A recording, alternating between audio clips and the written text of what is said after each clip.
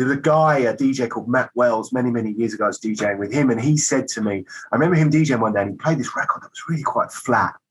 And I was like, oh, what's this? And he was like, oh, this is my fill record. And I was like, okay, well, what are you doing?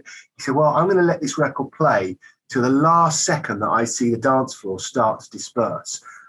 And I realized that he was intentionally bringing people down, and he'd slowly brought them down to this point where they were about to lose interest. And he was watching really closely, and he'd see one or two go. And just that moment where he was like, right, okay, now we're ready. And this record must have been 9 minutes long, and he could use it for 3 minutes, 5 minutes, but he would run this record, and then he would come on with something that by contrast felt like a lift. But it wasn't, because actually the big record was 3 records away.